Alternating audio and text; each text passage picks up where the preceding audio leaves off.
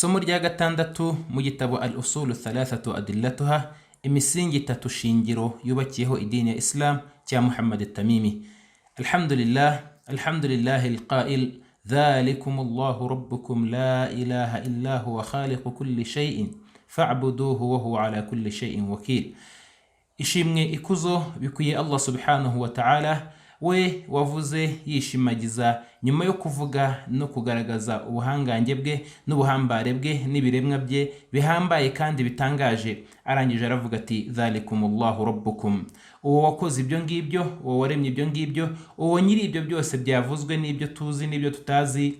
Dhalikumullahu rabbukum, uwe ni wowe Allah murezi wanyu, muremyi wanyu. La ilaha illa huwa, nta yindi mana iriho uretse we. Khaliqu kulli shay'in, niwe waremye ibiriho byose, niwe waremye buri kimwe. Fa'buduhu, ngaho nkuko ari we waremye buri kimwe wenyine, ntawe afatikanyije nawe, nta nuwe abangikanyije nawe, nta nuwe abangikanye nawe muri uko kurema. Fa'buduhu, ngaho ni mumugaragire nawe wenyine nkuko ibiriho byose yabikoze wenyine. Wa huwa ala kulli shay'in wakil, kandi uwo nyagasani wanyu ufite ubwo buhambare n'ubwo buhangange niwe uhagarariye buri kimwe, ni nawe mureberezi wa buri kimwe, niwe mugenga kandi ni nawe utwara buri kimwe. Amahoro n'imigisha bisakare ku ntumwa Muhammadin sallallahu alayhi wasallama, n'abiwe n'abasangira ngendo be n'abazakomeza kugera ikirenge mu cyabo kuzageza ku munsi w'imperuka. Dusaba Uwiteka Allah subhanahu wa ta'ala ko yadushyira muri abo ngabo. Bavandimwe, aho dukomeje mu masomo yacu mu gusobanura iki igitabo cya Tawhid, igitabo cyo kugandukira Imana imwe no kugaragira Imana no kwemeza ubumwe bw'Imana. Aha dukomereje ku isomo rya gatandatu. Isomo ry'ubushize twari twarebeye hamwe ibijyanye n'icyiciro cya kabiri, aricyo cyiciro cyitwa ukwemera cyangwa al-iman. Turebera hamwe inkingi zikigize, twavuze ko ari inkingi esheshatu, tuvuga ko ari ukwemera Imana, twarabirebye turanabisobanura mu ncamake. Hanyuma no kwemera ibitabo by'Imana, ibyo twarabirebye, no kwemera abamarayika b'Imana, no kwemera intumwa z'Imana, ibyo twarabibonye. Hanyuma uyu munsi turakurikizaho izo nkingi ebyiri zisigaye, tunakomeza mu bijyanye no gusobanura bitewe n'igihe turaba dufite uko kiraba kingana. Aha inkingi ikurikiraho ariyo nkingi ya gatanu ni wal yawmil akhir, ni ukwemera umunsi w'imperuka. Kwemera umunsi w'imperuka ni igice mu bice bigize ukwemera kumwemeramana. Ntago ushobora kwemera Imana utemera umunsi w'imperuka, cyangwa ngo witwe ko uri umuyisilamu w'umwemeramana. Hari inkingi imwe muri izi nkingi zose turimo kuvuga ahangaha ubuze. Ikindi nuko iyo umuntu agize inkingi atakaza muri izi zose turi kuvuga, duhereye kuzo twahereyeho kugeza kuzo tugezeho n'izindi zizaza, aha iyo ugize icyo atakaza muri byo, na bwa buyisilamu shingiro nabwo ubu butakaje, kubera yuko ibingibi ari amasomo y'umwimerere shingiro ashingiyeho kandi afatiyeho idini ya Islam. Kugira ngo umuntu abe umuyisilamu nuko agomba kubyemera no kubizirikana no kwemera ibyaje biturutse ku Uwiteka Allah subhanahu wa ta'ala, bimanuriwe intumwa Muhammadin sallallahu alayhi wasallam. Umwanditsi rahimahullah aravuga ati rero wal yawmil akhir, no kwemera umunsi w'imperuka. Uku kwemera umunsi w'imperuka, umunsi w'imperuka ni umunsi w'ibarura, ni umunsi nyagasani azacira urubanza abagaragu be, agahemba uwagize neza kandi akanahana utaritwaye neza.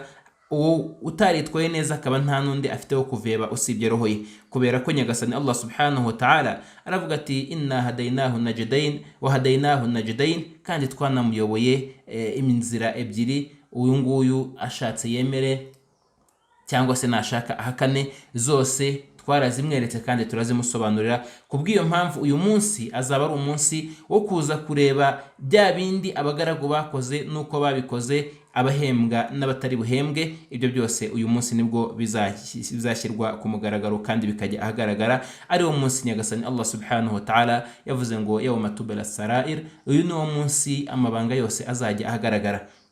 Uyu munsi uwari wese ashobora gukora cyangwa akibeshya ko ari gukora, cyangwa akabeshya ko ari gukora, ariko kuri uwo munsi nta kinyoma kizaba gihari, nta n'ubwiru buzaba buhari. Uwari wese nyagasani Allah subhanahu wa ta'ala azamushyira ahagaragara kuri bya bindi byakoze. Uku kwemera umunsi w'imperuka gufite ibintu bitatu cyangwa se gukubiyemo ibintu bitatu kugira ngo umuntu yemere ko cyangwa se yemeze ko azi umunsi w'imperuka nawemera, nuko agomba kuba azi ibi bitatu kandi anabyemera. Icya mbere ni al-iman bil ba'th, ni ukwemera ukuzuka, kwemera ko abantu bazazuka bakagaruka imbere y'Uwiteka Allah subhanahu wa ta'ala.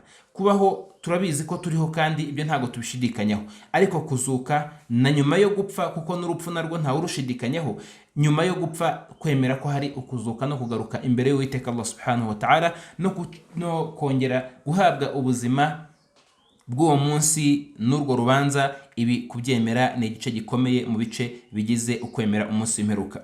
Ibi bigaragazwa na byinshi muri Qur'ani no muri sunna z'intumwa y'Imana Muhammadin sallallahu alayhi wasallama, yewe n'ubwenge nabwo buragaragaza ko uwaremye iyi si akarema n'ibi ngibi ntago bihagije ko umuntu yaza hano ku isi umwe ngo abeho ari igisambo, abeho ari umwangizi, ari umwicanyi, ari umujura, ari byose mu bibi byose bishoboka, hanyuma narangiza apfe be birangiye, n'undi abeho ari umugira neza, yitwararika afasha abatishoboye, ari umugwaneza, ngo hanyuma nawe napfa be birangiye. Ubwenge cyangwa se uwakora igikorwa nk'icyo ngicyo akabisikanisha aba bantu mu kubisikana kungana gutya, byarangiza bikarangirira aho ngaho, ibi nta bugenge bwa burimo, nta n'ubushishozi bwa burimo. Ariko ubushishozi aho buri nuko uyu nguyu abona ibye n'uyu nguyu akabona ibye, hanyuma icyo gihe ni ryari ko bose bavuye ku isi batari babibona. Igisubizo nuko icyo gihe ni nyuma yo kugaruka, cyangwa se nuko hari ubundi buzima bugomba kubaho nyuma y'ibi ngibi, kugira ngo bwa bugenge bw'Imana koko bugaragare no gutandukana kw'aba babiri mu buzima babayeho babashe gutandukana. Nyagasani aravuga ati kama bada'na awwala khalqin nu'iduhu, nk'uko twatangije ibiremwa ni nako tuzongera kubigarura. Uwo ni ku munsi w'imperuka. Nyagasani akavuga ati wa'adan alayna, iryo ni isezerano twebwe dutanze kandi tugomba kuzubahiriza. Inna kunna fa'ilina, mukuri tuzabikora. Uko kwemera rero kugaruka no kuzuka, ibyo ngibyo n'itegeko kumwemeramana, kandi agomba kubyemera kandi akanabishyira mu myemerere ye shingiro yo kwemera umunsi w'imperuka. Icya kabiri agomba kuzirikana, ntago turi buvuge hadithi nyinshi cyane kuko no muri hadithi zirimo, muri zo harimo nka hadithi ya Bukhari na Muslim, aho intumwa y'Imana Muhammadin sallallahu alaihi wasallam avuga ati yuhsharu an-nas yawm al-qiyamah hufatan uratan ghurlan, ati abantu ku munsi w'imperuka Nyagasani azabazura, cyangwa se bazagaruka, bazongera kuzurwa bambaye ubusa, batambaye inkweto kandi batanasiramuye. Ni ukuvuga ngo bazagaruka buzuye nk'uko Nyagasani n'ubundi yabaremye, nk'uko twabisomye muri ayo hejuru ko Nyagasani Allah subhanahu wa ta'ala avuga ati kama bada'ana awwala khalqin nu'iduhu, nk'uko twabaremye cyangwa se twaremye ukurema kwa mbere ni nako tuzongera kubagarura. Uyu rero ukurema kwa mbere yaremwe yuzuye, nta nkweto yambaye, nta myenda yambaye, yaremwe adasiramuye, nk'uko nguko nanone Nyagasani Allah subhanahu wa ta'ala azongera kumugarura. Igice cya kabiri mu bice bigize kwemera umunsi w'imperuka ni al-iman bil hisab wal jaza, ni ukwemera ibarura n'ibihembo. Ibarura ni ibarura rizaza rireba ibikorwa by'umuntu, buri kimwe cyose yakoze Nyagasani Allah subhanahu wa ta'ala akakimuzanira, akakimushyira hariya, akakimwereka, hanyuma yarangiza hakabaho al-jaza, kubera ko habayeho urubanza ntihabeho guhemba no guhana. Icyo gihe rwa rubanza nta gaciro rwa rufite. Ariko kugira ngo urubanza rugire agaciro nuko habarurwa, hamara kubarurwa uwagize neza akabihemberwa, n'uwagize nabi akabihanirwa. Icyo ni igice cya kabiri mu bice bigize ukwemera umunsi w'imperuka. Aha Nyagasani Allah subhanahu wa ta'ala aravuga ati inna ilayna iyabahum, mukuri iwacu niho bazagaruka, thumma inna alayna hisabahum, kandi ni kuri twebwe ukubacira urubanza no kubabarurira. Bityo Nyagasani Allah subhanahu wa ta'ala azabarurira abantu, namara no kubabarurira ahembere buri wari wese wakoze igikorwa cyiza n'uwakoze igikorwa kibi nawe wese agihanirwe, nk'uko Nyagasani Allah subhanahu wa ta'ala avuga ati man jaa bil hasanatin falahu 10 amthaliha, wa wundi wese uzaza kuri uwo munsi afite ibikorwa byiza, buri gikorwa Nyagasani azajya kimukubira inshuro 10 z'ibihembo. Ibyo ni ku neza no ku bugenge no ku gira neza ku Uwiteka Allah subhanahu wa ta'ala gutuburira uriya muntu wakoze ibikorwa byiza. Aravuga ati waman jaa bisayyi'atin, na wa wundi wese uzaza afite ibibi, fala yujza illa mithluha, ntago azigera ahanirwa usibye ko azahanwa ibingana n'icyo kibi. Inshuro imwe ikibi gihanirwe ikibi kimwe, mu gihe icyiza kizagihemberwa ibyiza 10. Nyagasani akavuga ati wahum la yuzlamun, kandi abangabo ntago bazigera bahuguzwa. Aha Nyagasani azabarura buri kantu kose, nta na kimwe azasiga inyuma, byose azabibarura kandi byose azabishyira ahagaragara, kugira ngo wa wundi wese uzacirwa urubanza azemeze nawe ko urubanza rwe rwari urubanza rutabogamye kandi rutagira icyo rusiga. Nta na kimwe Nyagasani azaguhuguza, kabone nubwo kaba ari gato, nkuko Nyagasani avuga ati wanada'u almawazina alqista liyawmi alqiyamah, ati ni nabwo tuzashyiraho iminzani imitabera kuri uwo munsi w'imperuka. Fala tudhlam nafsun shay'a, umuntu cyangwa se roho, nta roho nimwe izigera igira ikintu na kimwe, habe na kimwe izigera ihuguzwa. Nyagasani kugira ngo agaragaze ko nta na kimwe kizigera gihuguzwa kuri uwo munsi, aravuga ati wa in kana mithqala habatin min khaldalin atayna biha wa kafa bina hasibin, ati kabone nubwo byaba ari ikingana n'akabuto gato cyane, Nyagasani avuga ati atayna biha, tuzakazana tugashyire ku munzani, wa kafa bina hasibina, kandi tuzaba duhagije mu gukora urwo rubanza rutabera kandi urubanza ruzana buri kimwe, nta na kimwe gisigaye. Nkuko nanone mu zindi aya nyinshi cyane Nyagasani agenda bigaragaza ko nta na kimwe kizigera gisigwa. Urwo rubanza rudasiga ikintu namba, urubanza rutagira ukubogama namba, urubanza rudahuguza uwo ari we wese, urwo ngurwo ugomba kurwemera, warangiza kandi ukemera n'ibihembo bizava muri urwo rubanza. Usibye ko kumwemera Mana, Nyagasani azamubabarira ku bimwe mu makosa ye, kuri ya makosa yicujije, yaba arayo yicujije cyangwa se n'andi makosa azaza, kubera ko ibyiza nibiruta ibibi. Icyo gihe uyu muntu azaba ari uwo mu ijuru, kuko hazafatwa kuri bya byiza, hishyurwe kuri bya bibi ibyo yahemukiyemo abantu, hanyuma ibyo yahemukiyemo Nyagasani Allah subhanahu wa ta'ala, naba yari umugaragu mwiza, Nyagasani Allah subhanahu wa ta'ala abimubabarire, hanyuma yinjizwe mu ijuru. Bityo uguhanwa no guhembwa bizashingira ku bwinshi bw'ibikorwa by'umuntu. Ibyinshi nibiba ibibi, icyo gihe uyu nguyu azaba ari umuntu mubi, n'ugiye ahabi n'ibyinshi niba ibyiza, icyo gihe uyu muntu azaba ari umwiza agiye aheza. Kubw'iyo mpamvu ibi bibi n'ibyiza hazaba harimo kwishyurana. Ni nayo mpamvu intumwa y'Imana Muhammadin sallallahu alayhi wasallam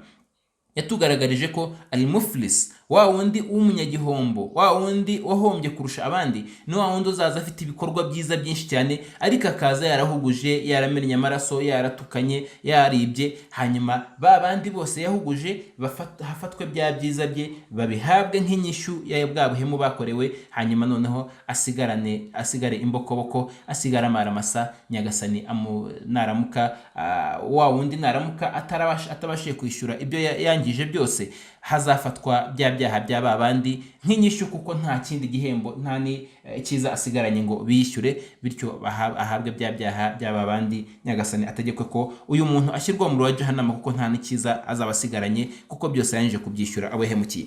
Kubw'iyo mpamvu iri barura naryo ni igice cya kabiri cy'ingenzi umuntu agomba kwemera mu kwemera umunsi w'imperuka. Igice cya gatatu umuntu agomba kwemera, twavuze ko ari ibintu bitatu: al-iman bil jannati wan nar, kwemera umuriro n'ijuru. Kwemera umuriro n'ijuru. Guhembwa no guhanwa bishobora kuboneka mu bindi bikorwa bitari umuriro n'ijuru, ariko noneho kwemera umuriro n'ijuru nabyo ni igice mu bice bigize ukwemera umunsi w'imperuka. Nubwo ibindi bihano n'ibindi bihembo biza bifitanye isano n'umuriro n'ijuru, ahangaha byose ugomba kubyemera, ukanemera umuriro n'ijuru, na bya bindi bizagendana nabo mu muriro, na bya bindi bizagendana nabo mu ijuru. Dusaba Uwiteka Allah subhanahu wa ta'ala ko yadushyiramo mu ijuru, kandi akatwakirira ibikorwa byacu, kandi akaduha kubikora nta wundi tubyereka usibye we, dore ko nta gikorwa na kimwe kizigera kigirira akamaro nyiracyo usibye icyakozwe kubera Imana isumba byose. Nta na kimwe kizigera kigirira akamaro uwagikoze uwo ari wese usibye cya kindi cyakozwe kubera Imana Allah subhanahu wa ta'ala, cya kindi cyakozwe hagambiriye gushimisha Allah, atari ngo mvugwe, atari ngo menyekane, atari ngo mbone indonke mu ndonke z'iyisi irangira, atari ikindi icyo ari cyo cyose mu nyungu za hano ku isi, iyo wabikoze ugambiriye kugira ngo nyagasani ari we ujya hejuru na nyagasani ari we umenyekana, ari nawe uvugwa, idini ry'Imana ryubahwe kandi rigire ijambo, ahangaha wakoze kubera Imana, naho ukora kugira ngo abone imyanya mu myanya, cyangwa se abone imutungo mu mitungo, cyangwa abone icyubahiro mu byubahiro, cyangwa amenyekane mu kumenyekana, uyu nguyu ari mu mfabusa, nta n'igikorwa afite imbere y'Uwiteka Allah subhanahu wa ta'ala. Aha rero kwemera ijuru n'umuriro ni itegeko kandi ni igice mu bice bigize ukwemera umunsi w'imperuka, kuko wemeye umunsi w'imperuka ukemera ko urubanza ruzabaho, hanyuma warangiza ukemera ko abantu nibamara gucibwa imanza bazongera wenda urugero bakagirwa ubutaka bigahita birangira, ahangaha ntacyo waba wemeye, kubera ko na rwa rubanza ntacyo rwaba rumaze, kugaragaza gusa ikosa cyangwa se icyiza, nta gihembo kiri kumwe nabyo cyangwa se igihano kiri kumwe nabyo. Ibyo si ubugenge bw'Imana, no mu bugenge bw'Imana nuko yashyizeho ijuru igashyiraho n'umuriro kugira ngo babandi bagize neza babone bya bihembo. Ahangaha ijuru ryateganyirijwe abakoze neza n'abakoze ibikorwa byiza, rikaba ari igihembo gihambaye kandi gitangaje kandi gikomeye cyane kuri babandi bagize neza. Intumwa y'Imana Muhammad sallallahu alayhi wasallama yajyaga ivuga iti fiha ma la aynun ra'at, harimo ibyo ijisho ritigeze ribasha kubona, wala udhunun sami'at, nta nubwo ugutwi kwigeze kubasha kumva cyangwa se kwanabasha no kumva ibyo biri mu ijuru, wala khatara ala qalbin bashar, kandi nta nubwo byari byagera ku mutima w'umuntu ngo abashe kubitekereza cyangwa se kwiyumvisha ibyiza n'ibihembo biri muri iryo juru. Niyo mpamvu Ibn Abbas niba atari Ibn Umar radiyallahu anhuma, umwe muri bajyaga avuga ati nta kimwe muri mu ijuru n'ibiri mu isi nta huriro na rimwe bifitanye usibye gusa amazina, niba ari amata yitwa amata, niba ari ubuki ni ubuki, ku isi hari ubuki no mu ijuru hari ubuki, amazi ku isi hari amazi y'urubogobogo no mu ijuru harimo y'urubogobogo, ariko uramenye udashaka kugereranya ko amazi yo mu ijuru aryoshye nk'aya yacu y'ahangaha, hatagira uburyo, hatagira n'ububi, hatagira impumuro, hatagira ibara, ntago ari uko nguko bimeze. Amazi, amata, ariko bitandukanye kure cyane kandi binahabanye kure cyane, bidashobora no kugira naho bihurira, kuko biriya ni igihembo cy'abagaragu b'Imana n'abakunzwe n'Imana kurusha abandi bose, n'ingororano idasanzwe ihawe abagandukiramana. Naho ibingibi byo dufite hano ku isi ni ibirya umubi n'umwiza, ibirya inyamaswa n'ibiti n'amabuye, byose bikabisangira. Kubw'iyo mpamvu ibi na biriya icyo bihuriyeho gusa ni izina, kubera ko nyagasani ntabwo yari kugusobanurira ibyo udafitiye ishusho cyangwa se igisobanuro. Bityo igisobanuro nicyo nyagasani yimuye cyane hariya gusa, ariko ukuri n'umwimerere w'ibintu biratandukanye kure cyane. Hanyuma umuriro akaba nawe cyo ari igihano kizagenerwa babandi bose bakoze ibibi kandi bakitwara nabi imbere y'Uwiteka Allah subhanahu wa ta'ala, babangamira kandi banarengera amategeko y'Uwiteka Allah subhanahu wa ta'ala hano ku isi. Abo ngabo ku munsi w'imperuka igihano cyabo kizaba ari umuriro, kirimo ibibi byinshi cyane n'ibihano byinshi kandi bitandukanye binatangaje, bitewe n'ububi bw'ibikorwa byabo. Buri muntu azajya ahanirwa ibikorwa bye byongeraho umuriro, kandi habe harimo n'ibindi bihano by'inyongera bijyanye n'ibikorwa bitandukanye abantu bakoze. Ntago byumvikana ko uwibye yahanishwa umuriro, n'uwibye akica akanafata ku ngufu nabo ngo bahanishwe wa muriro umwe. Uwo muriro ni umuriro ariko utandukanye kandi urimo n'ibindi bihano bitandukanye. Ni nk'uko nguko n'ijuru naryo ari ijuru, ariko mu ijuru hakaba harimo izindi ngororano nyinshi zitandukanye, kubera ko uwavuze ijambo ryiza ntago ameze nka wa wundi wavuze ijambo ryiza akanakora n'igikorwa cyiza akibwira wa wundi arimo kubwira ijambo ryiza. N'ibindi bikorwa byinshi bitandukanye byongera ku bikorwa byiza. Ni kubw'iyo mpamvu no mu ijuru hazaba ari ijuru, ariko riri kumwe n'izindi ngororano nyinshi zitandukanye bitewe n'ibikorwa umuntu yajyaga akora hano ku isi. Ahangaha kwemera umunsi w'imperuka bigendana nanone no kwemera ibibanziriza muri bwa buzima bw'ibanga tutazi, butangira nyuma y'uko umuntu atangiye kuvamo roho no kugeza ku munsi w'imperuka. Kwemera umunsi w'imperuka rero harimo no kwemera iyi nzira yose umuntu azanyuramo nyuma yo kuva muri buno buzima bw'isi ajya kuri ya mperuka, kuzageza ageze mu bushyikiro bwe. Dusaba Uwiteka Allah subhanahu wa ta'ala ko ubushyikiro bwacu bwaba ari ubushyikiro bwiza. ari nayo mpamvu twiga n'iki gitabo turimo no kukiga, kubera ko muri byo harimo bya bibazo byo mu ikaburi ari byo turimo kwiga hano. Marabbuka, ninde mana yawe, madinuka, idini yawe ni iyihe, manabiyuka, intumwa yawe ni iyihe. Ahangaha umwemeramana azavuga ati rabbi rabbi Allah, imana yanjye ni nyagasani Allah subhanahu wa ta'ala usumba byose, wa dini ya islam, ni dini yanjye ni uwisilamu, hanyuma wa nabiyyi Muhammadin sallallahu alaihi wasallam, n'intumwa yanjye ni Muhammadin sallallahu alaihi wasallam. Naho umuhakanyi we azavuga ati azadidimanga kubera ko ntacyo afite, ntazi imana ye, ntagazi idini ye, nta n'intumwa Muhammadin sallallahu alaihi wasallam yakurikiye. Kubw'iyo mpamvu kudidimanga nibyo bizamugira. Naho wa munafiki indyarya na wa wundi ujegajega utari mu idini, udafite n'idini, abangaba bazavuga bati sami'tu an-nasa yaquluna qawlan faqultu, numvishe abantu bavuga ijambo nanjye ndisubiramo, numvishe bavuga ngo imana ni Allah nanjye ndabivuga, numva baravuze ngo intumwa ni Muhammad nanjye ndabivuga, numva baravuze ngo idini ni uwisilamu nanjye ndabivuga. Aba bose ibihano byabo bizaba ari ibihano bikomeye cyane byo mu ikaburi, n'igeragezwa n'ibindi bitandukanye muri bya bihano biranga ikaburi. Ibyo nabyo umuyisilamu asabwa kubyemera mu gice kigize kwemera umunsi w'imperuka, kuko ntago wakemera umunsi w'imperuka utemera ibyo biwanziriza. Mu gihe umunsi w'imperuka cyangwa se imperuka ku muntu iri mu bice bibiri, hari imperuka rusange ariyo y'uwo munsi tubwirwa tuzahurizwaho twese hamwe, hari n'imperuka ya buri kiremwa, cya gihe igihe kiba kivuyemo roho, byose biba birangiye, kinjiye ima mu busitani bwo mu ijuru, cyangwa se mu myobo y'umuriro wa jahannama, wal iyadhu billah. Dusaba Uwiteka Allah subhanahu wa ta'ala ko aturinda ibyo bihano. Bityo no kwemera ibyo bibazo by'ikaburi ni igice kimwe mu bice bigize kwemera umunsi w'imperuka. Kwemera ibihano byo mu ikaburi n'inema zo mu ikaburi cyangwa se ibihembo byo mu ikaburi nabyo ni igice mu bice bigize umuriro. Tukirinda kuba nk'ababandi, subhanallah, hari bigeze kuvuga cyangwa se banavuga, ukumva umuntu aratinyutse yiyita umuyisilamu cyangwa se rimwe na rimwe n'umenye idini, ukumva arakubwiye ngo iki ntago ari cya gihe cyo kwigisha abantu ko ngo mu ikaburi ngo harimo inzoka, ngo harimo ibyo ngibyo. Kubyemera ni igice mu bice bigize uwisilamu, ni igice mu bice bigize ukwemera. Utabyemera azi neza ko byagaragaye muri hadithi sahihi kuva ku ntumwa y'Imana Muhammadin sallallahu alaihi wasallam, ibyo ngibyo ni ubuhakanyi, nabyo bikura mu idini. Kubyemera ni itegeko mu mategeko y'Uwiteka Allah subhanahu wa ta'ala. Impamvu ibi tubivuga nuko kugira ngo umuntu yemere mu bijyanye n'imyemerere, ntago ari ngombwa ko agomba kuba ubwenge bwe bwakira ibyo arimo kubwirwa, kubera ko twese ubwenge bwacu, nta n'umwe ubwenge bwakira ubuzima bwabaho nyuma y'uko amaze kwitaba Imana. Nta n'umwe ushobora kwiyumvisha uburyo uyu nguyu ikaburi ishobora guhinduka ubusitani, uyu nguyu igahinduka umwobo, uyu nguyu imukande kugeza ubwo amashereka yose muri nyina amuvamo, n'uyu nguyu nawe yaguke ku buryo ashobora kuba atareba n'iherezo ryaho ari, kandi twitwa ko bose twabashyize muri wenda santimetero 25 kuri metero n'igice, wenda n'urugero bitewe n'uburebure bwabo.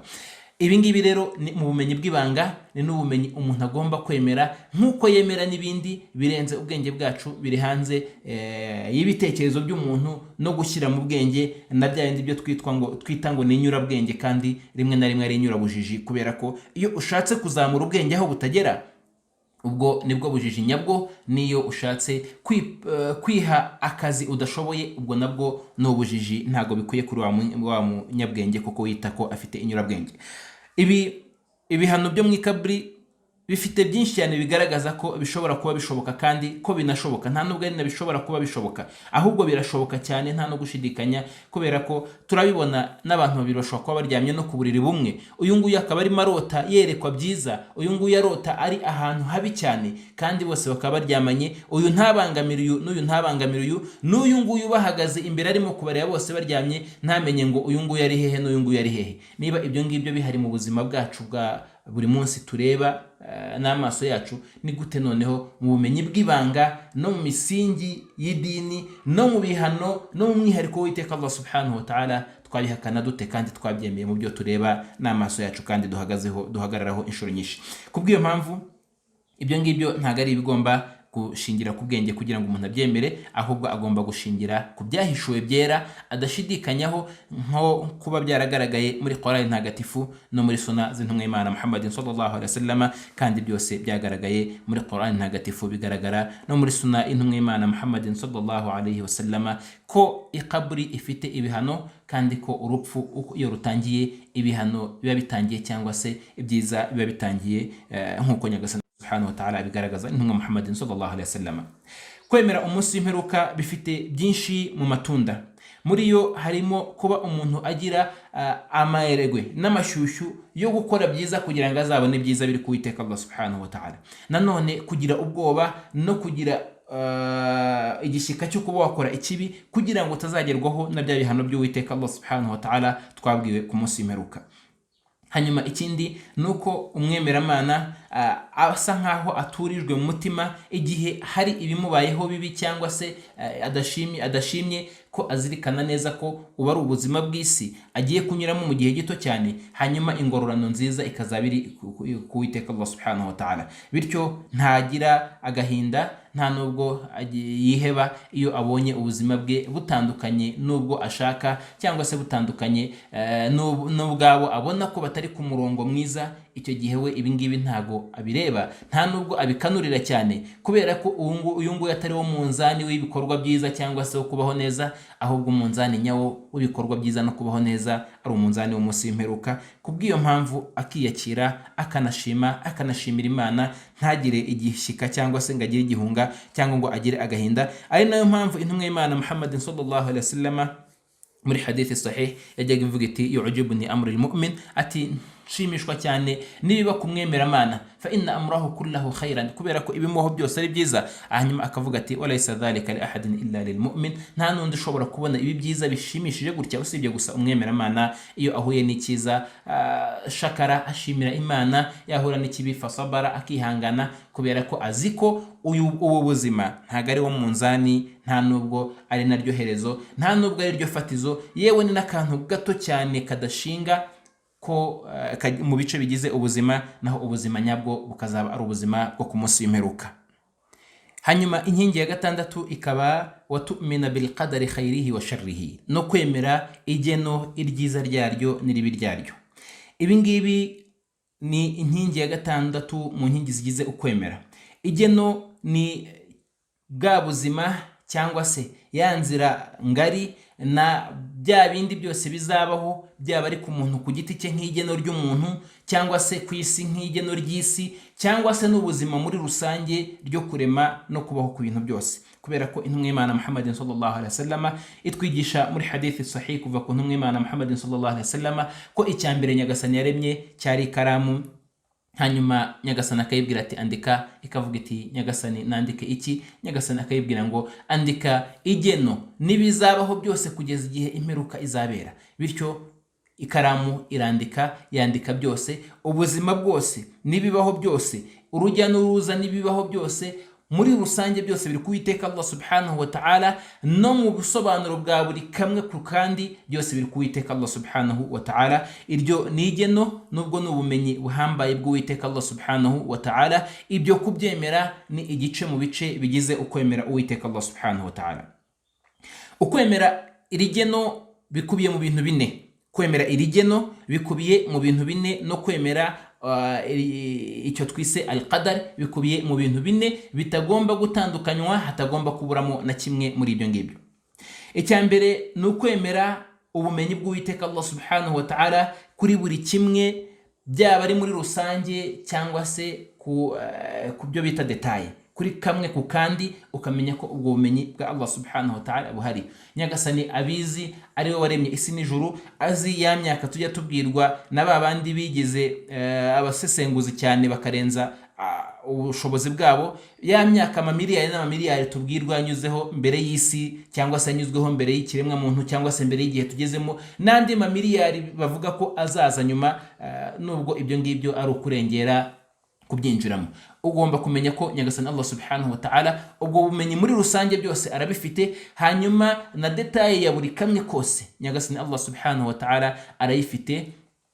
Azi igiti cy'ibunaka giteye ahantu runaka ku butaka runaka, ku duce tw'ubutaka runaka, kigizwe n'imizi runaka, kikaba gifite amashami runaka n'amababi runaka n'imbuto runaka, zizera ku isaha runaka n'isegonda runaka, hanyuma zikuma ku isaha n'isegonda n'itsiyerese, bikanahunguka mu gihe runaka. Ibyo byose kuri buri kamwe kose uko kaba kameze n'uko kaba kangana uko ariko kose, n'ibice bikagize kabone n'ubwo kaba gafite ubuto bungana iki n'umubare w'utwo tuntu, ibyo byose ukamenya ko ari ubumenyi bw'Uwiteka Allah subhanahu wa ta'ala, kandi ko Nyagasani abizi, kuko ubwo nibwo bumenyi bwuzuye buzira ugucagata kandi bukazira n'inenge, buzira kujijwa, bukazira no kugira na gato kabura muri bwa bumenyi bw'Uwiteka Allah subhanahu wa ta'ala.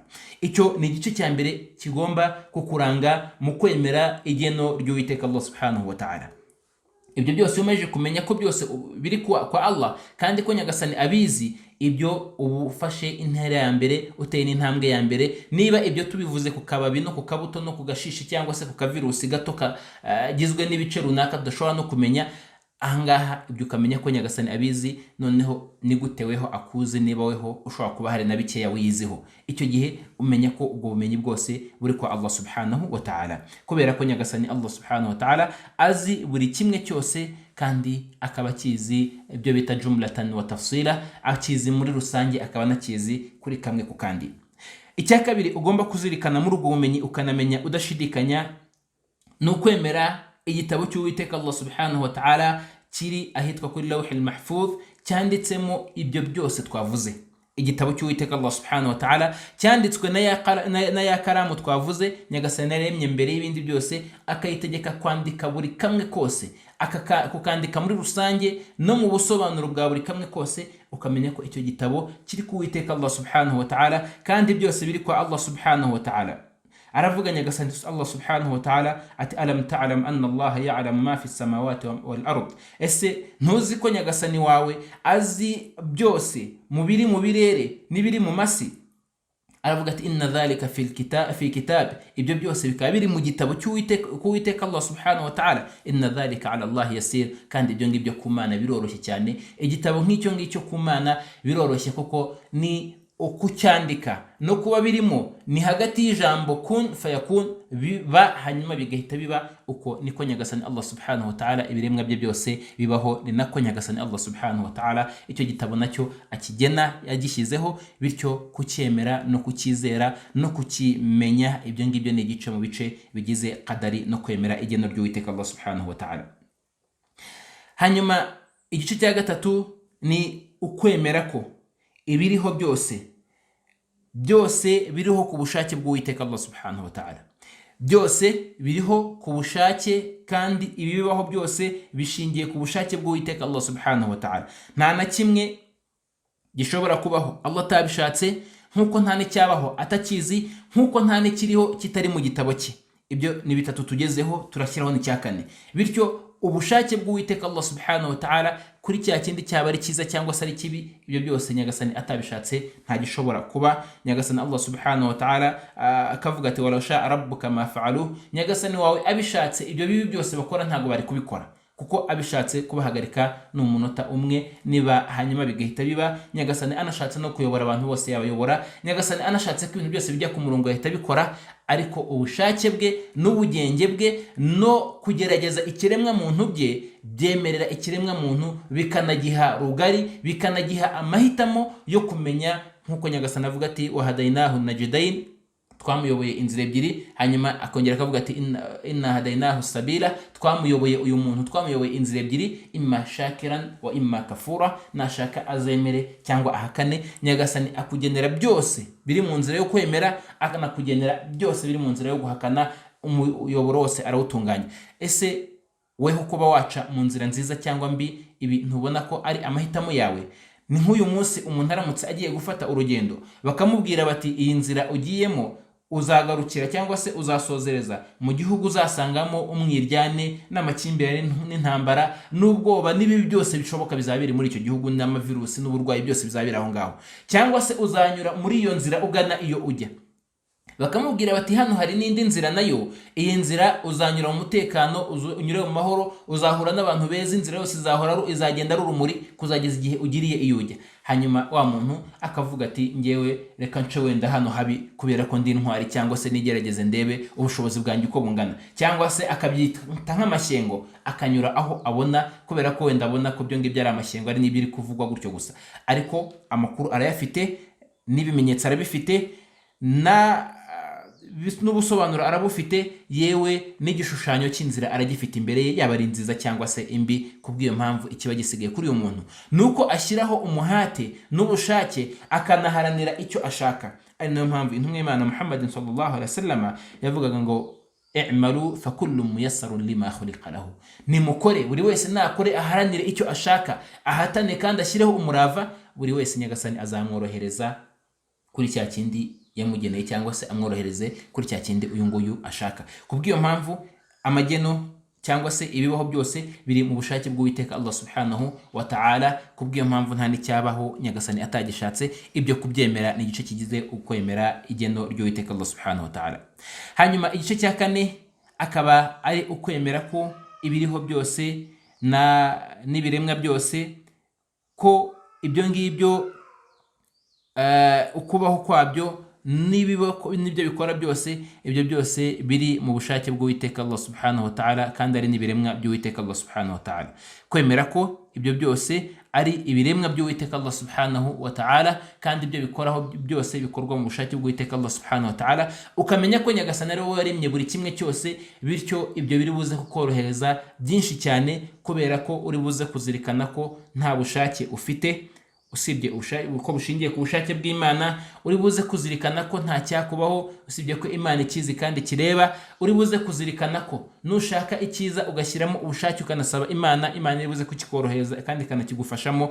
Kubw'iyo mpamvu uraba ufite bwa bumenyi bwa nyabwo bwo kwemera igeno no kurisobanukirwa no kumenya uburyo uza kuryitwaramo. Ntabwo uri buze kuba muri babandi bavuga ngo ibyo dukora byose ni igeno. Kubw'iyo mpamvu umuntu nta bushake nta n'amahitamo namwe afite, kandi twagusomeye imirongo igaragaza ko umuntu afite ubushake n'amahitamo nk'ikigeragezo kuri we.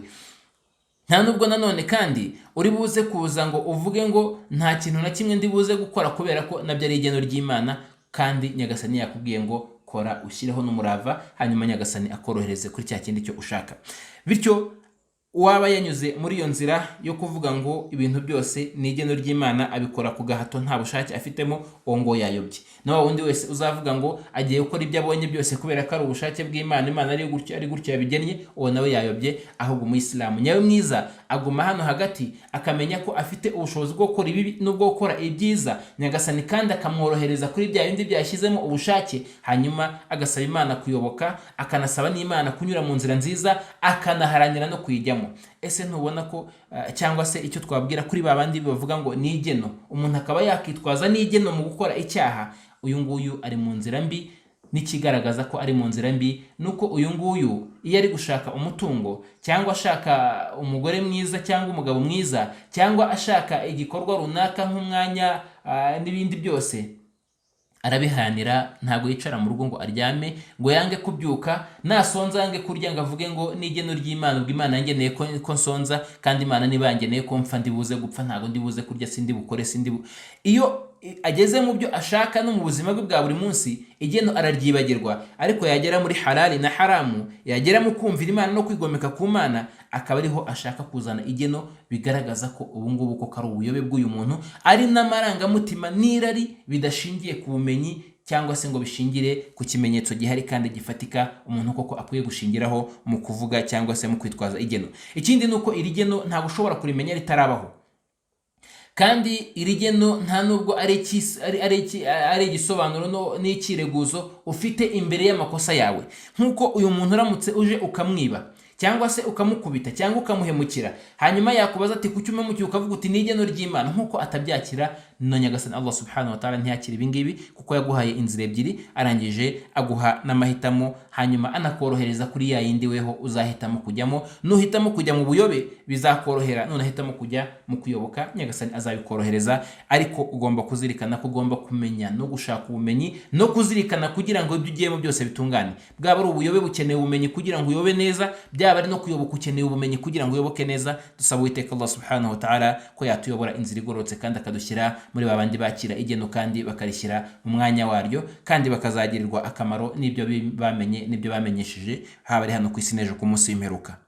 Aha umwanditsi rahimahullah akomeza avuga ati wa dalilu ala hadhihi al-arkan sita, ati naho igihamya kizi nkingi esheshatu, nubwo twagiye tuvuga buri nkingi tukavuga na dalili zayo, ariko mu ncamake we mu gitabo aravuga ati dalili y'izi nkingi esheshatu ati qawluhu ta'ala, ni ijambo ry'Uwiteka Allah subhanahu wa ta'ala aho nyagasani avuga ati laysa albirra an tuwallu wujuhakum qibala almashriq walmaghrib walakin albirra man amana billah, ati ntago ineza no gutunganya ari uko gusa mwerekeza uburanga bwanyu iburasirazuba n'iburengerazuba murimo musenga, ahubwo kwemera n'ibyiza n'ineza n'icyo nyagasani abashakaho.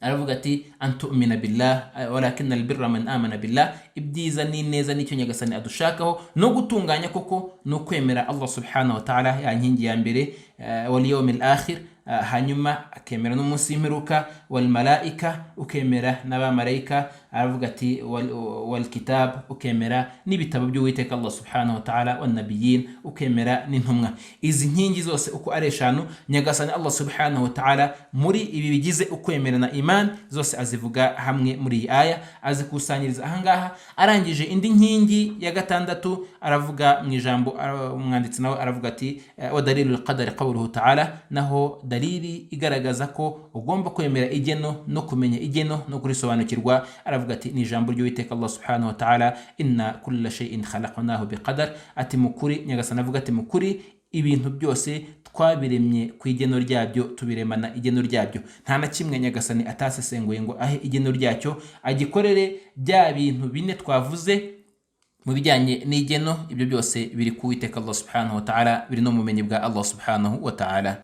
Hanyuma no mu bindi bintu biranga ubwiza bw'igeno ni byiza ko nako tukavugaho nuko umuntu atagenda ngo yihererane impamvu akora kugira ngo agere ku kintu runaka ngo yumve ko arizo buri kimwe cyose. Akazirikana ko ibyo akora n'ibyo ashaka n'inzira acamo ibyo ngibyo ari impamvu, ariko ushoboza abantu no kubageza ku cyo bashaka ari Uwiteka Allah subhanahu wa ta'ala. Ikindi nanone ahangaha nuko umuntu nanone mu bindi bigaragaza nk'umusaruro cyangwa se inyungu dukura mu kumenya igeno, nuko umuntu nanone umutima we uhora utuje, nkuko twabivuze umutima we uhora utuje, akanazirikana ko ubu ngubu ari ubuzima kandi kari igeno ry'Imana ku bugenge bw'Uwiteka Allah subhanahu wa ta'ala, anasaba Imana ko byaba byiza kandi bikanasoza neza, kandi nyagasani akamushyira mu beza babandi we yishimira, akanabiharanira, ariko akabiharanira anafite ubwoba bwo gutinya ko ashobora kuyoba, anafite n'icyizere kidasanzwe cy'uko nyagasani Allah subhanahu wa ta'ala azamuyobora kandi akamworoheza n'inzira zigera kuri cya kindi cyiza. Aha nanone harimo no kutiratana icyo umuntu afite. Umuntu kutiratana icyo afite, cyaba ari ubumenyi, cyaba ari umutungo, cyaba ari icyubahiro, cyaba ari ubuzima n'ibindi byose bitandukanye mu byo umuntu ashobora kuba afite, akazirikana ko atagomba kugira na kimwe yiratana muri byo, kubera ko byose ari amageno y'Uwiteka Allah subhanahu wa ta'ala n'impuhwe z'Uwiteka Allah subhanahu wa ta'ala kuri we. Ashatse yabimukuraho akabishyira ku bandi, kuko nta bumanzi afite buruta ubw'uyu nguyu utabifite. No kuba ibingibi yarabigezeho si uko yabaye intwari cyane kurusha abandi, kuko hari abakoze impamvu nk'izo yakoze ariko ntibabigeraho. Hari n'abakoze impamvu zirenze izo yakoze ntibabigeraho. Niba ari umutungo, hari abakora ibivunanye kandi birenze, bakoresha n'imbaraga nyinshi ariko ntibawugereho, nyamara weho gusa kugusuhuza gusa bikaba byaba ari umutungo rimwe na rimwe, kukureba gusa bikaba byaba ari umutungo rimwe na rimwe, mu gihe hari abandi bikorera umufuka wa kilo jana nta kindi ashaka musibye gusa wenda igiceri cy'ijana gusa, weho kukubona gusa bikaba ari miliyoni cyangwa n'ibindi. Ibyo ngibyo ntago ari ubutwari, nta nubwo ari ubuhanga, nta nubwo ari ukwitanga cyane, ahubwo uzirikana ko ari igeno ry'Imana, bikaguha gushimira cya cyiza ufite no kwihanganira ikibi kikubayeho cyangwa se ikibi kikuriho kuri wundi uri aho adashimye. Nanone bikaguha guca bugufi no kumva ko ibyo ngibyo ufite ari ikigeragezo cy'Imana kuri weho, kugira ngo ikurebe muri babandi twavuze, imma shakira, imma azashimire kuri za nema na bya byiza, cyangwa se anyure no muri ya nzira nziza, wa imma kafura, cyangwa se azahakane nigomeke, yumve ko ibyo ngibyo byose yayibonye mu mbaraga ze, nkuko Qaruna yavuze ngo innama utitu ala ilmin indi, ibi byose nabikuye ku bumenyi bwanjye no mu bushake no mu murava no gukora no gutekereza cyane. Ugasanga umuntu iyo agiye kwivuga yivuga nk'umuntu w'igitangaza, utekereza cyane, ureba kure, ukoresha imbaraga n'ibindi nk'ibyo bitandukanye, akazirikana ko hari ababikoresha ariko ntibagere ku musaruro nk'uwo, bityo igeno ry'Imana akaba ryo rimugeza aho ngaho, n'impuhwe z'Imana zikaba arizo zimugeza aho ngaho. Umwanditsi rahimahullah aravuga ati al-martabatu thalith, urwego rwa gatatu. Twavuze ko uwisilamu urimo inzego eshatu, harimo kuba umuyisilamu, hari ukwemera turangije inkingi zo kwemera esheshatu, nkuko n'inkingi zo wisilamu eshanu twazirangije. Hanyuma hari n'urwego rwa gatatu ari rwo bita al-ihsan, ni ukugira neza. Ukugira neza, iki nicyo gice cyo hejuru kinahenze kurusha ibindi mu kugandukira Imana no mu gutunganya no mu kuba intungane no kuba mwiza imbere y'Uwiteka Allah subhanahu wa ta'ala, kubera ko al-ihsan ni ineza. Ineza irimo ibice bibiri, hari ineza mu buzima, hari n'ineza mu kugandukira Uwiteka Allah subhanahu wa ta'ala. Ibi byose iyo bihuje binahuye nibwo bivamo ineza, ya neza izamura umuntu ikamugeza hejuru y'ibindi byose, kubera ko ibi byose twabonye ni n'ubumenyi bwose twafashe mu bijyanye n'ibi bice byo hasi. Ibi byose umuntu ashobora kubikora, ariko akabikora mu buryo burutana. Uyu ashobora kubikora n'uyu akabikora, umwe akarusha undi mu kubikora no kubitunganya, icyo nicyo cyitwa ineza. Uko kurutana mu kubikora no mu kubitunganya, icyo nicyo cyitwa ineza. Ikindi nanone muri ibi byose twavuze no kukubanira, hari ukubikora nk'ukubikora nka ibada. Mu bijyanye na ibada twavuze ko birutanwa bitewe n'uburyo umuntu abikora. Uko umuntu asenga raka ebyiri n'uko undi azisenga ntago bose babanganya mu kuzisenga. Uko umwe arushaho kwibombarika no guca bugufi no kwakira biriya arimo kuvuga no kubitekerezaho no kubiha umutima no kugaragaza ubushobozi bw'Imana kuri ya magambo arimo kuvuga mu masengesho ye, bitandukanye n'ibyo uyu wundi ari buze gukora. Yewe hari n'undi uri buze kuza asenge za raka ebyiri, ashobora no gusenga n'eshanu atazi ko ari eshanu, azi ko ari ebyiri akiri gusenga, cyangwa agasenga imwe agatora salamu. Yewe hari n'ushobora no kuva no mu iswara adatora salamu, kubera ukurangara no kuzubara bitewe na ya neza irutanwa muri bya bikorwa umuntu yakoze.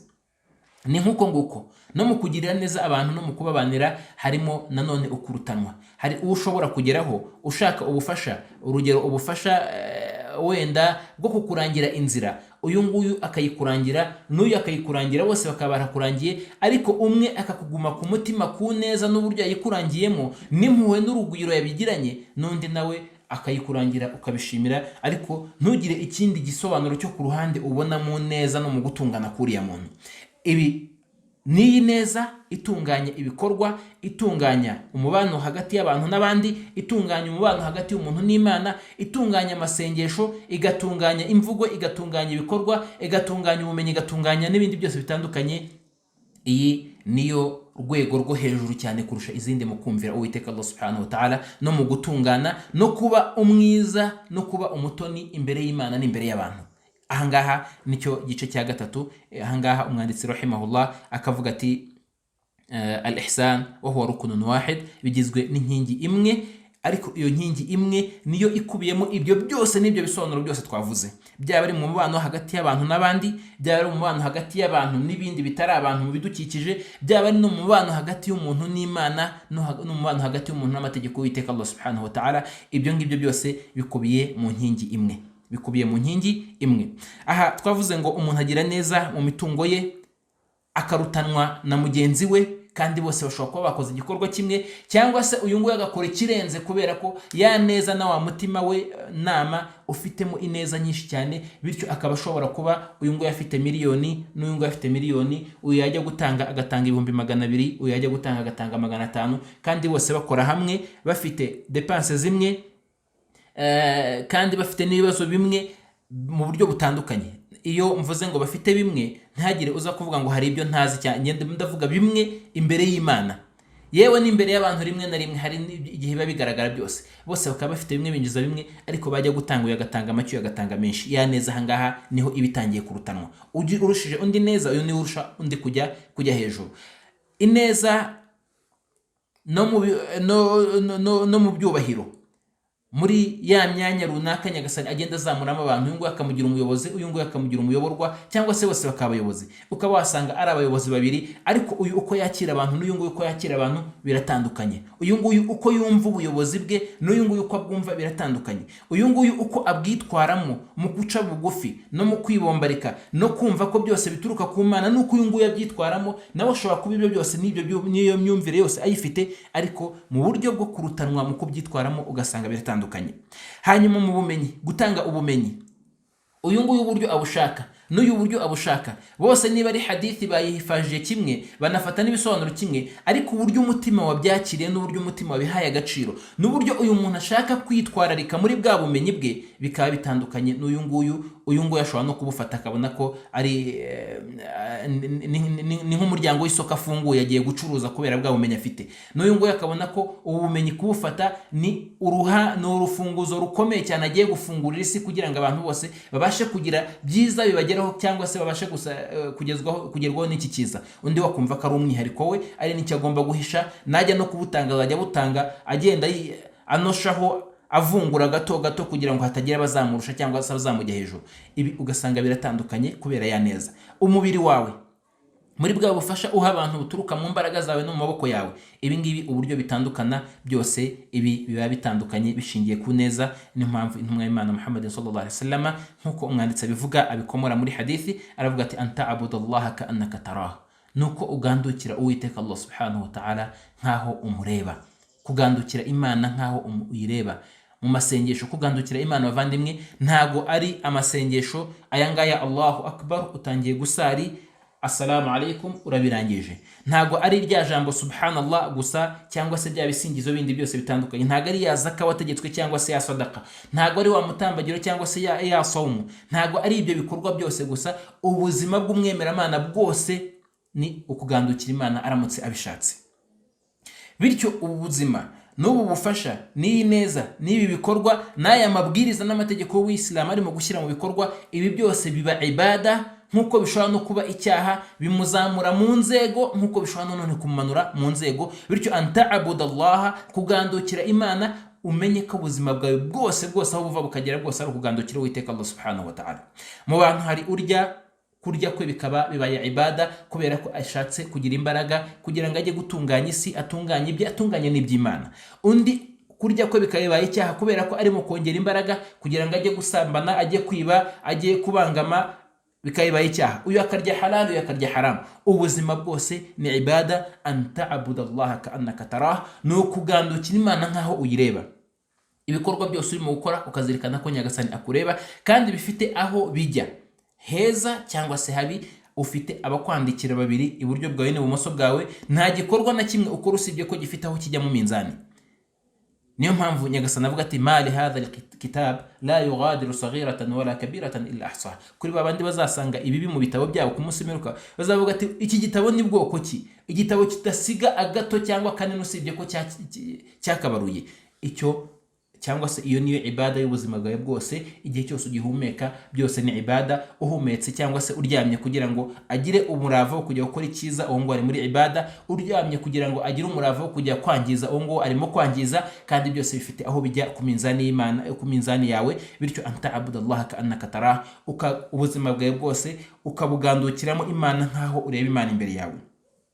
Ntushime kuba nyagasani yakubona aho atifuza kukubona. Ugira isoni zo kuba nyagasani yakubona mu byo ashaka kukubonamo ariko akabikubonamo bidatunganya nkuko yifuza ko bitungana. Ese ntubona ko iyo uhagaze imbere y'umuyobozi, akazi kawe, dufata urugero, hari ibirori, weho umwanya wawe ari ijambo runaka uri buze kuvuga, ubusanzwe uri buze kubarurirwa kuri rya jambo uri buze kuvuga.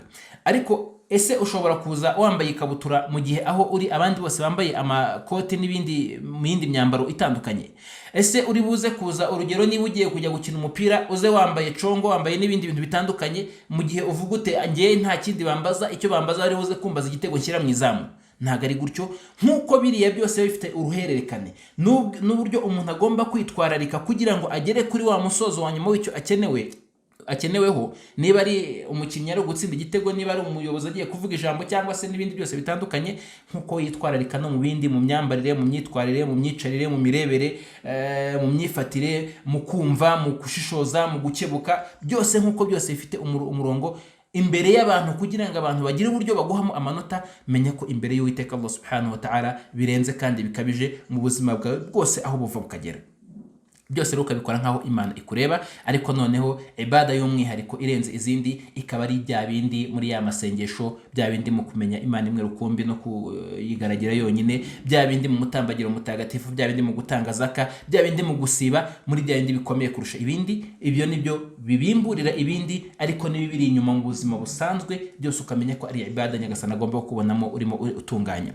Fa in lam takun tarahu, ukamenya ko nubwo Nyagasani nubwo utamubona muri ibyo byose urimo, fa innahu yaraka, umenye ko Nyagasani akubona. Niba uvuze ngo Allahu akbar, Imana niyo nkuru, ugiye mu iswara, umenye ko Imana ariyo nkuru kurusha buri kimwe cyose ushobora kuza gutekereza na buri kimwe cyose gishobora kuza gukura kuri gahunda y'isengesho. Umenye ko Imana ariyo nkuru imbere yawe, umere nkaho uyireba imbere yawe, hanyuma ukaba urimo kuyisenga uyireba, iburyo bwawe hari ijuru, ibumoso bwawe hari umuriro, inyuma yawe hari ikibi kikwirukankanye. Bityo ukamenya ko uri kuwiteka Allah subhanahu wa ta'ala, nkuko abagandukiramana beza batugaragarizaga amasengesho yabo cyangwa se imyitwarire yabo n'imihagarare yabo imbere y'Uwiteka Allah subhanahu wa ta'ala. Wasohoka no muri ubwo buzima bw'iryo sengesho, ukamenya ko aho ugiye hose uhabarurirwa, kandi hose ushobora kuhabyaza umusaruro cyangwa se ukahakura igihombo. Bityo ukazirikana ko Imana uko ikureba ugomba hose kuhatunganya kandi ukahakura igikorwa cyiza. Aravuga umwanditsi rahimahullah, tuwa dalilu qawluhu ta'ala, naho igihamya cy'ibyo ngibyo ni ijambo ry'Uwiteka Allah subhanahu wa ta'ala rivuga riti inna Allaha ma'al ladhina taqaw wal ladhina hum muhsinun. Mukuri Nyagasani Allah subhanahu wa ta'ala ari kumwe n'ababandi bamutinya bamwibombarikaho, wal ladhina hum muhsinun, n'ababandi batunganya kandi bakagira ineza bakanoza bya bikorwa byose baba barimo. Aravuga ati wa qawluhu ta'ala, ni ijambo ry'Uwiteka Allah subhanahu wa ta'ala, wa tawakkal 'ala al-aziz ar-rahim, kandi mwiringire Nyagasani we nyiri imbaraga, we nyiri icyubahiro gihebuje, ar-rahim, nyiri impuhwe zihambaye. Alladhi yaraka hina taqum, Nyagasani we ukureba igihe cyose uhagaze, waba ugiye gusara cyangwa ugiye mu bindi, ariko ahangaha isala akaba ari iri imbere kurusha ibindi. Wa taqallubaka fi sajidin, anakureba uriyo umwiyegereza wubama, waba wubama n'ibindi byose, ariko ukubama nibyo bihagarariye ibindi byose mu kugandukira Imana cyase muri iyi aya. Avuga ati innahu huwa samiul alim, mukuri Nyagasani, uwo Nyagasani wawe niwe wumva bihebuje kandi ufite ubumenyi buzira ugucagata, buzira n'inenge, bufite buri kimwe cyose.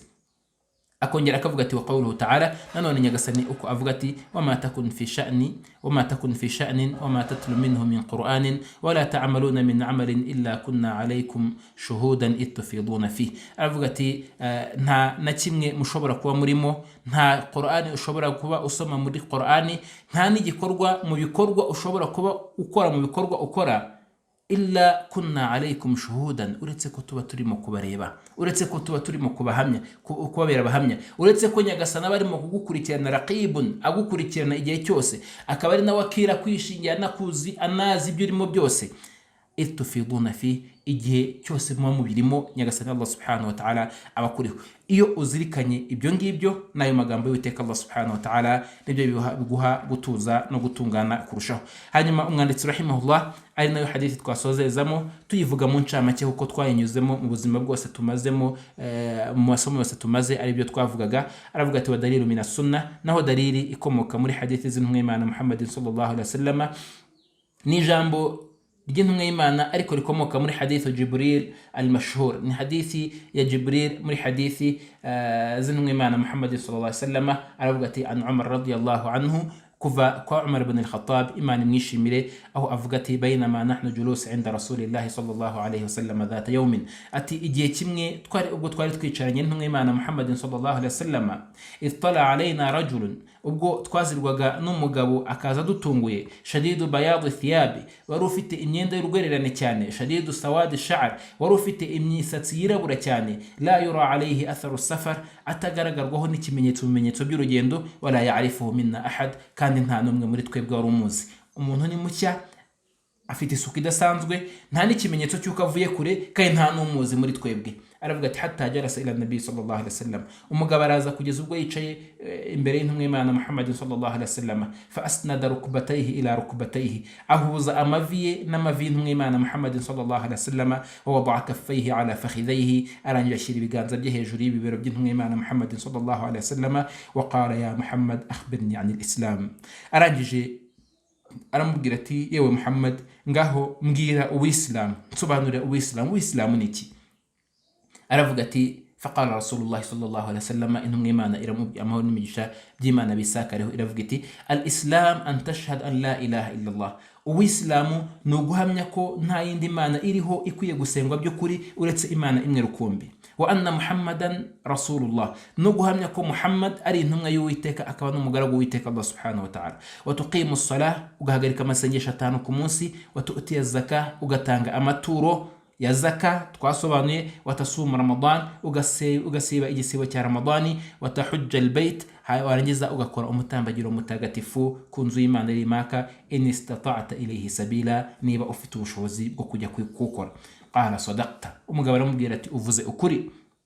Umusahaba wakiriye hadithi n'abasahaba bari kumwe nayo aravuga ati fa'ajibna lahu, dutungurwa n'uyu muntu, yasaluhu wa yusaddiquhu, arimo arabaza yarangiza agahita anemeza ko ibyo abwiwe ari ukuri, kubera ko bari bamenyereye ko Abarabu iyo bazaga kubaza n'abasobanuzaga, iyo babwirwaga ibintu byose bagiraga amakenga cyangwa se ukabona basa nkaho batunguwe, ariko uyu nguyu arabyakiriye, arabajije arangije ahita anabyemeza, aravuga ati ibyo byaradutangaje turanamutangarira. qala fa akhbirni anil iman, arangije aramubwira ati ngaho noneho mbwira kubijyanye no kwemera. qala an tu'mina billahi wa malaikatihi, nuko wemera Imana, wa malaikatihi, ukemera n'intumwa zayo, wa kutubihi, n'ibitabo byayo, wa rusulihi, n'intumwa zayo, wal yawmil akhir, ukemera n'umunsi w'imperuka, wa an tu'mina bil qadar khairihi wa sharrihi, nuko wemera igeno iryiza n'iribi byose ko bituruka ku Uwiteka Allah subhanahu wa ta'ala. qala sadaqta, aramubwira ati uvuze ukuri. qala fa akhbirni anil ihsan, aramubwira ati ngaho noneho mbwira ineza no gutunganya no kubimbonera no kuba mwiza kurusha abandi ku Mana no mu bantu.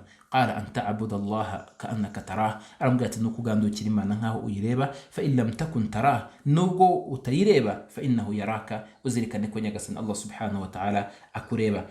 qala fa akhbirni anis sa'a, aramubwira ngaho noneho mbwira imperuka, kuko ibyo byose nabimenye n'ubuzima bw'idini n'isi nabisobanukiwe, ngaho noneho mbwira ibijyanye n'imperuka. qala mal mas'ul anha bi'a'lama min as-sa'il, aramubwira ati ubibazwa nta bumenyi abifiteho buruta ubwubaza, yaba ari we ubaza nanjye ubazwa, twese nta bumenyi tubifiteho, kubw'iyo mpamvu iyo mperuka yo iguma ari ibanga ry'Uwiteka Allah subhanahu wa ta'ala.